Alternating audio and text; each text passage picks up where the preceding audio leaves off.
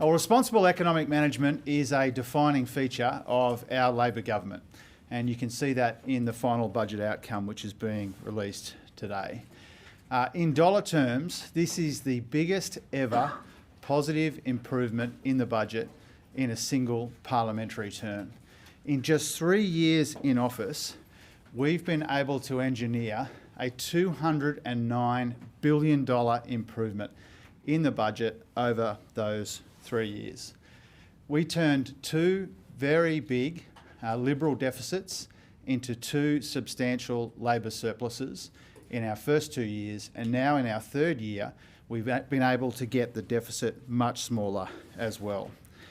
This $10 billion deficit is a fifth of what we inherited, and it's around a third of what the Treasury forecast before the election. As a share of GDP, it's about a fifth of the average between the GFC and the start of COVID. Debt is now $188 billion lower in the year just finished than what we inherited. And because of our responsible economic management, that means that we will pay something like $60 billion less debt interest over the course of the next decade or so.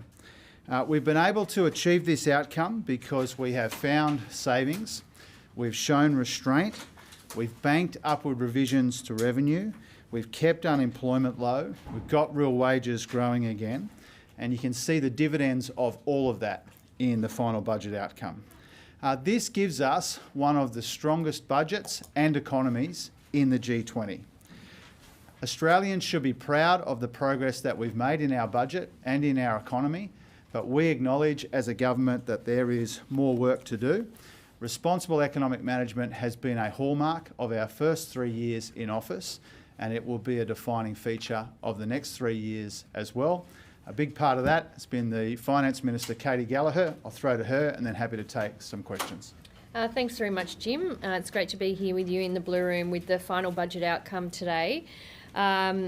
Now, the FBO shows a final deficit of just under $10 billion, which is an almost $18 billion improvement on the deficit predicted at the 2025 PFO, and over $37 billion improvement on the 2022 PFO, which we inherited from the coalition. The improvements since PFO are really due to two things: lower payments and a better than expected outcome for receipts. So payments being approximately $4.6 billion lower. Majority of those relate to national partnership payments with the states, about just over $3 billion of that. And receipts were approximately $13.1 billion higher, really driven by the strong performance of the labour market. So seeing that come through both in company tax receipts and in income tax, along with strong superannuation fund gains. Now, as Jim said, this result, it shows that the work that we've done in the first 3 years continues, where we've sought year by year to improve the budget to ensure that, we delivered two surpluses, and in this deficit year, we've significantly lowered the deficit, and we've done that by our reprioritisation and our savings effort, which continues, and his work is underway on that, but also our making sure we're running as a government that's as efficient as possible in terms of our programs, and we've got some more savings to deliver through that, the commitments we took to the election campaign, and of course banking about 70% of our upward revision on revenue. So this is a result of all of that hard work, and that hard work continues. Obviously there's pressures on the budget, they continue.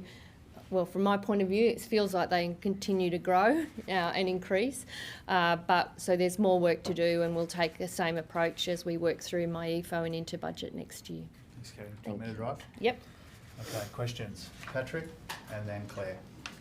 Could I just ask about Optus? Yeah. That's okay. Does the failure of the latest failure by Optus, does that mean should there be scope for a wider inquiry into the O system? Well, Optus is accountable for the outage that we saw on the 18th of September and also what's happened with the tower in New South Wales. The government's holding it to account. We have directed ACMA, the communications watchdog, to investigate. Telecommunications companies have obligations under the law to ensure that 000 calls connect. This can't happen again. This is an absolutely shocking failure from Optus, and the most appropriate course of action for the government to take to get to the bottom of this is to ask ACMA to conduct a very thorough investigation, and that's what we've done. So the coalition We'll go to Claire and then Greg and then Michael. You can, if that's a follow-up on Optus. Greg and then Claire and then Yeah, Michael. so the coalition are calling for an independent inquiry. What level would it take? Would it take another outage for you to consider going further than an ACMA inquiry? And are you concerned Australians are losing faith in the 000 system? Well, they shouldn't, and one of the reasons for that is where there has been a shocking failure, like we've seen with Optus, the government is getting to the bottom of it. And ACMA is the most appropriate body to conduct that very thorough investigation. Optus has clearly failed here on a number of fronts. Our focus as a government is getting to the bottom of what went wrong. We've instructed ACMA to investigate. We'll obviously be closely monitoring that investigation, and we will consider throughout this process whether further actions are necessary. Claire and then Michael. Treasurer, on the tobacco excise, these latest figures show about 440 million extra in the take than what was forecast in March. What's the explanation for that? Was it just overly pessimistic? But also, since a year ago, it's about $2.5 billion down. So are you confident that the $350 million you've spent on compliance is actually going to make a dent in this downward trajectory? Well, thank you, Claire. I mean, as people know, there are two reasons why we've seen the tobacco tax take down. One of them is a good reason, people giving up cigarettes. One of them is a bad reason, which is people getting around the compliance regime. It's why we found room in the budget for hundreds of millions of dollars in extra funding for compliance. We have seen in recent months some very welcome compliance activity. There have been reported by, I think, some of your colleagues in the room, some successful busts when it comes to these people who are doing the wrong thing and getting around the compliance framework. And so we want to see more of that. That's what the hundreds of millions of dollars have been provided for. But we're under no illusion. We know that there is a challenge here. We don't believe that cutting taxes on tobacco will stop illegal activity in this market that has developed over a longer period of time. But we do think compliance is a big part of the story, and that's why we're finding room for so much new investment in compliance for the police. Is that the explanation for the 441 million extra compared to what was forecast at the budget? As I understand it, but I'll have a closer look at it and come back to you if that's not the case. Michael? And then we'll go over here and then we'll come over to that side, guys. Two questions, if possible. On the budget, expenses have come in higher than forecast, even though payments came in underneath forecast. I'm just curious what's driven that discrepancy. And then separately, on EVs, are you worried at all that road user charging will dampen EV uptake and prevent the government from achieving its climate targets? Yeah, well, in reverse order, I mean, one of the key considerations as we work through all of the issues and complexities in road user charging for EVs is to make sure that we're not a deterrent. We want to see more and more people take up the opportunity of an electric vehicle. And so in most of the discussions we have publicly and privately and with the states and with others, we're very conscious of finding the right balance, getting the sequence right, so that we can continue to encourage people into an EV with the tax cuts that we are providing, but to also be conscious that as we implement over time, and we're in no rush as you know, but as we implement over time a road user charging regime for EVs, we need to make sure that we get that balance right. I'm not sure if Katie wants to take this detailed question now or if you want us to come back to you. If you don't have it in front of you, I'm happy to Yeah. talk afterwards.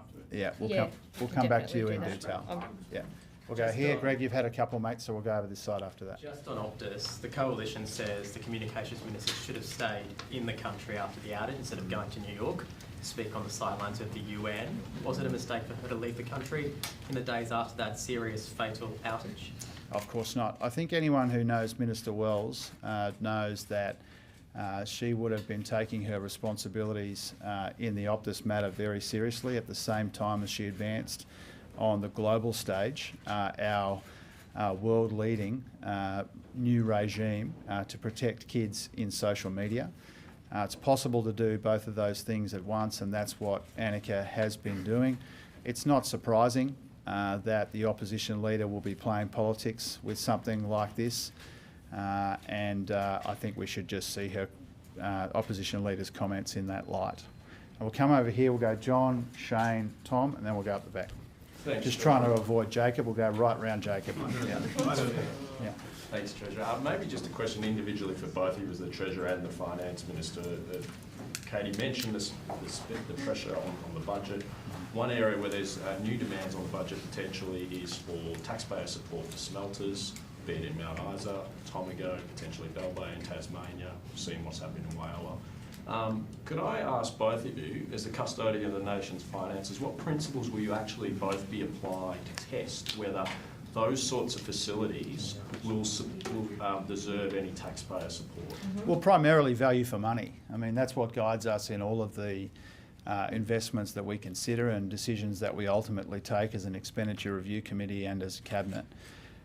We have been working really closely with Tim Ayres, with Chris Bowen and with other colleagues about the future of those smelters. It's no secret that they are under extreme pressure. We are engaging with the relevant state governments, I think 4 at last count, Tassie, SA, New South Wales and Queensland. There are negotiations and discussions underway. I don't think it would be helpful for me to go into detail because of some of the commercial elements of those discussions, but we're working very hard to see if there's a way through. And our principle there is value for money. We also want to make sure that whenever the Commonwealth Government considers playing a helpful role, potentially a helpful financial role in resolving some of these issues, that is used as a way to ensure that the commercial players do the right thing too. You know, I know the town of Mount Isa pretty well, and I know how important that smelter is to that wonderful community in northwest Queensland. And we want to make sure that the private sector players do the right thing. We're prepared to do the right thing if we can afford to, and if we get value for money, if it's consistent with the government's values and priorities. But we need to make sure that the companies do the right thing by their workers as well. We need to make sure those workers are front and centre. You know, the hundreds of workers in Mount Isa and in these other places, Townsville that you've nominated, in Tassie, in other parts of Australia, they are our focus. There's not an unlimited amount of Commonwealth support, but we are willing to play a constructive role if that's possible. John, I think the only thing I'd add to that answer from Jim is a lot of careful consideration goes into our thinking around this and the role that the Commonwealth plays in some of the disruption and some of what we're seeing playing across different parts of the economy, because it's not just in the areas that you've nominated, it's in other areas as well. And we put a lot of thought into the role we play. We put a lot of thought into things like the national interest. We put a lot of things into what's in the workers' interests, and of course, as Jim said, value for money. Yeah, Shane, then Tom, then Dom, then Katina.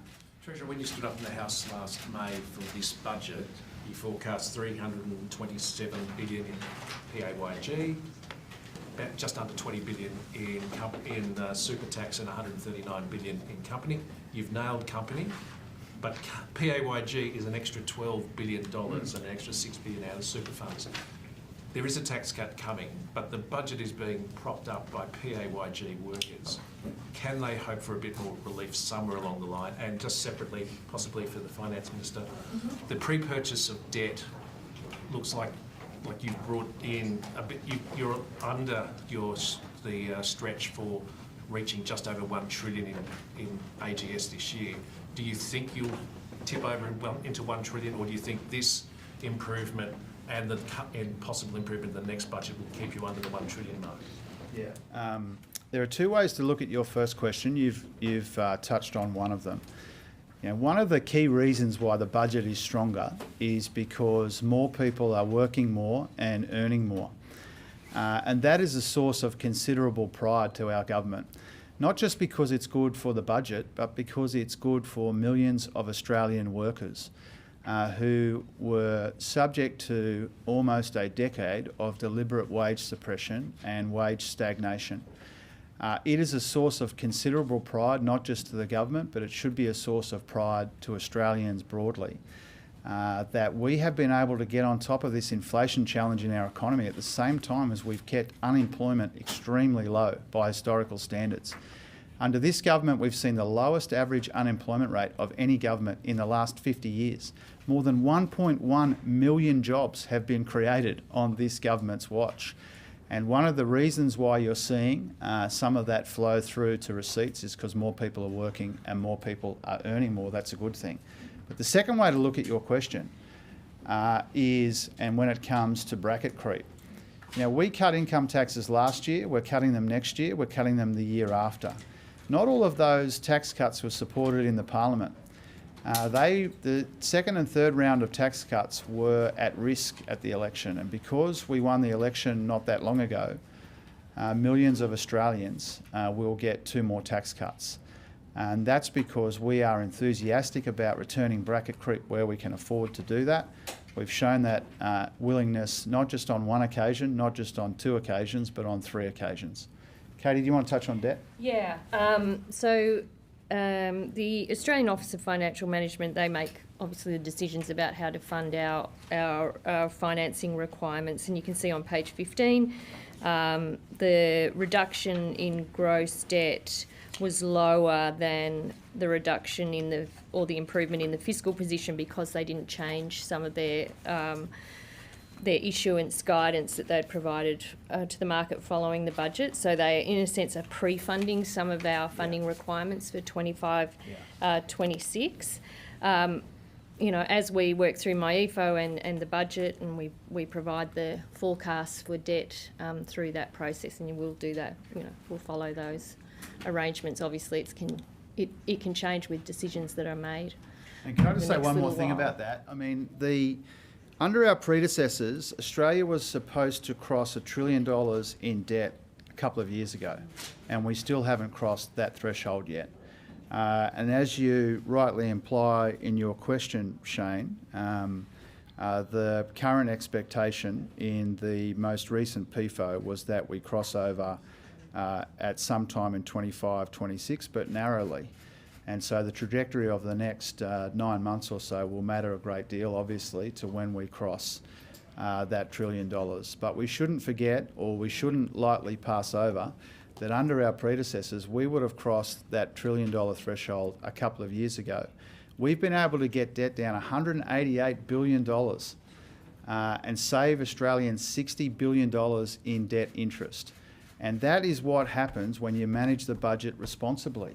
We found $100 billion in savings. There are $14.4 billion of savings just in this financial year represented by the FBO. 14.4. Remembering our predecessors had 0 savings in their last budget. So we found $100 billion in savings. We've banked around 70% of the upward revisions to revenue. Our predecessors used to spend most of that. We've shown restraint. We've kept the labour market strong. And so you're seeing the dividends of all of that. And where those dividends are most obvious is when it comes to the trajectory of the debt that we inherited from the Liberal Party. Tom, Dom, Katina. And then can I come back to Michael? We're just going to keep going back and forth like this. Yeah. I just want to come back No, to... sorry, Katie wants to add to it, mate, Oh, and then to sorry. you. Yeah. No, I wanted to come back on Michael's question. I just had to check Okay, something. go for it.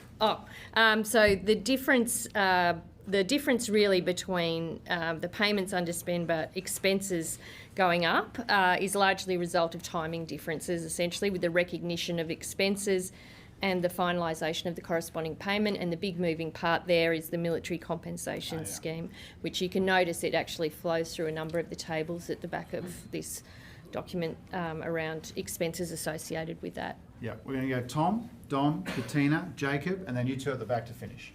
My question's on that same expenses subject. So you've answered us in part there, but just there are a lot of really large moving parts in that section. So just to point to a couple, in 1 year alone. Education down 12 billion, health up 15 billion, welfare and NDIS line 10 billion, and in housing it's down 10 billion, and that's half the entire housing budget that's essentially changed in the course of 1 year in the budget. These are really very large timing movements.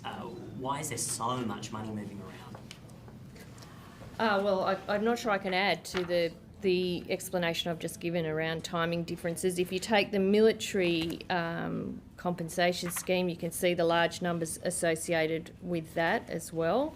But there are just differences as you're rolling out some of these big programs. I'll see if, while you go to another question, I'll see if I can come back on more of them, but essentially it is around the differences in timing. And in some instances, there are issues around states hitting milestones or other ways that just change the timing of the payments. But there is housing's one of them. There's components in housing for sure. There's a bunch of them. Dom? Sorry, one for each of you. Treasurer, forecast for the budget to return to deficit over the next decade are dependent on bracket creep, balancing out growth and spending. Is bracket creep part of the government's fiscal strategy? And just for the Finance Minister, in your other portfolio as Minister for Women, we see in your territory that ACT Labor is pushing to criminalise coercive control next year. The local Liberals want to do that quicker. Just want to get your take on the timing of that and whether you're going to convene state and territory ministers to get a kind of blanket law across Australia with regards to coercive control. Sure. Well, I can deal with that if you like. So we do, Tanya Plibersek actually has responsibility in this area of women's policy because she has carriage of the National Plan to End Violence Against Women and Children. But Tanya and I both co-chair the Women's Safety Ministerial Council meeting, which brings together state and territory ministers for women and ministers for women's safety. And, you know, there is a lot of discussion around the legal framework and protections for women, and I think, like most ministerial councils, how we can, where we can, align and standardise some of those arrangements, but that's not always possible. I try not to get into telling states and territories how they should draft laws and when they should draft laws, but I note ACT Labor has been out on this over the last week or so. I think that's a positive thing.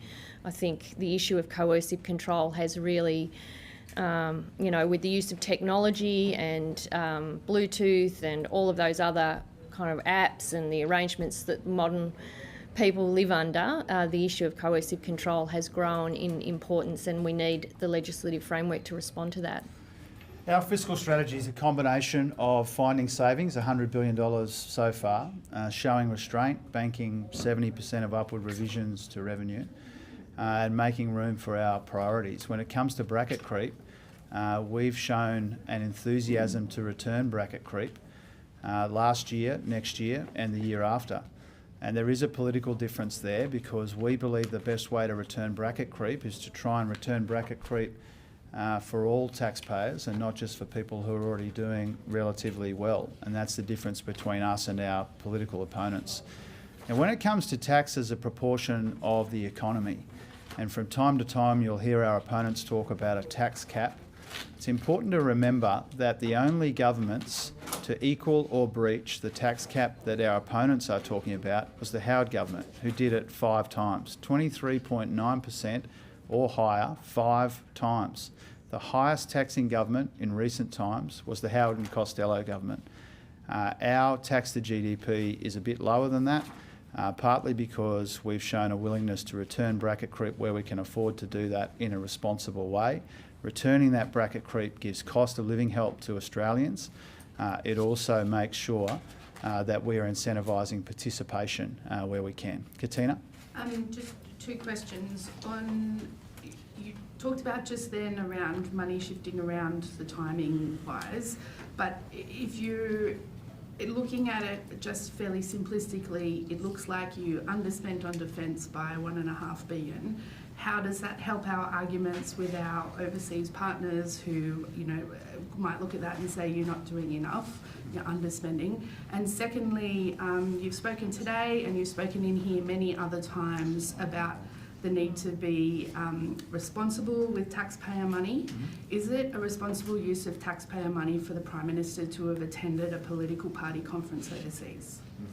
I'll answer that second one, but Katie will answer the first one. So yours relates to earlier questions, really around movements in expenses, and I can certainly come back to people if you don't want to go through the detail of some of this. In defence, it's not unusual from a timing point of view when you've got these large programs, multi-billion-dollar programs moving around, that you'll have, changes in payment times. But the money is there. We've done nothing more than increase defence spending since coming to government, making all of those resources available that we need to keep Australians safe. And certainly that's I think standard in terms of some of these adjustments. In other areas, for example, I think there was a question around education. Student assistance expenses were lower than forecast, reflecting timing differences in the passage of the University Accord. So there can be these big changes, but they are usually explainable by timing, differences in timing. I can certainly come back to you on a number of the other ones as well. And on your second question, Katina, I think that the Prime Minister answered this well yesterday when he was asked by your colleague David Spears. It's entirely appropriate for the Prime Minister to take the opportunity to meet with the Prime Minister of the UK, the King, the Leader of the Opposition in the UK, the Prime Minister of Canada, the Prime Minister of Spain. That strikes me as a very good use of the Prime Minister's time to meet with both sides of politics and the head of state while he was in the UK is entirely appropriate. But he didn't have to give the speech at the party political conference. Well, that slot at the conference has traditionally been given by a leader of another country. That's not especially unusual. He made sure that he met with both sides of politics while he was in the UK, and the head of state and the Prime Ministers of Canada and Spain. I think any objective observer of that would conclude that that was a pretty effective use of the Prime Minister's time. Jacob, and then you two, and then we're done. Thanks, Drew. Just on your discretionary spending, the household energy bill relief was about $3.4 billion. I guess you could say that's 34% of the remaining deficit. You've also mentioned that tax cuts have come in, wage growth is up, and people have got lower interest rates on their mortgages. Does that mean the economics has changed as well as the politics on the question of whether you go and extend those energy bill relief, that energy bill relief when it runs out? Will you be still doing that, or is there a change now that means these are not necessary? Well, the economic conditions shift either a little bit or a lot between every budget update. And one of the things that we try very hard to do is to make sure that our budget settings align with the economic conditions that we confront. And over the course of our 3 years in office, the balance of our challenges has shifted over time.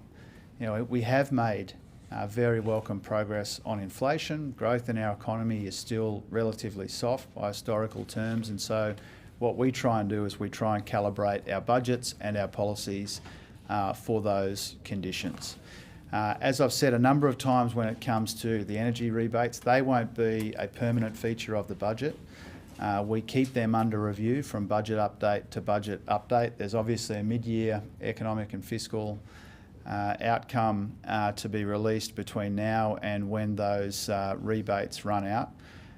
They won't be in there forever. We try and do what we responsibly can, affordably can, to help people with the cost of living. And if you look at these figures that we're releasing today, I believe that we have struck an effective balance between getting the budget in much better nick at the same time as we cut taxes for people and help with the cost of living. That strikes me as an effective balance that we have been able to deliver, and you can see that in this final budget outcome. If you look around the world and you look at our own economy, here in Australia, we've got that low unemployment, we've got real wages growing again, we've got inflation down, interest rates have been cut 3 times in the last 6 or 7 months. we're making good progress in our economy, and one of the reasons for that is the responsible approach that we've taken to the budget. Yourself, and then next year. Thanks, Roger. I'm Brittany from the Canberra Times. A question for Minister Gallagher. You said in January the APS pay rises would be factored into the budget, but this update shows employee and superannuation costs are about $13 billion higher. What's the reasoning for that increase? Well, this reconciles the 24-25 financial year, so that'll reflect actual expenses for the APS. Some of that will be, how many staff we have on, the nature of the arrangements, plus the salary expenses.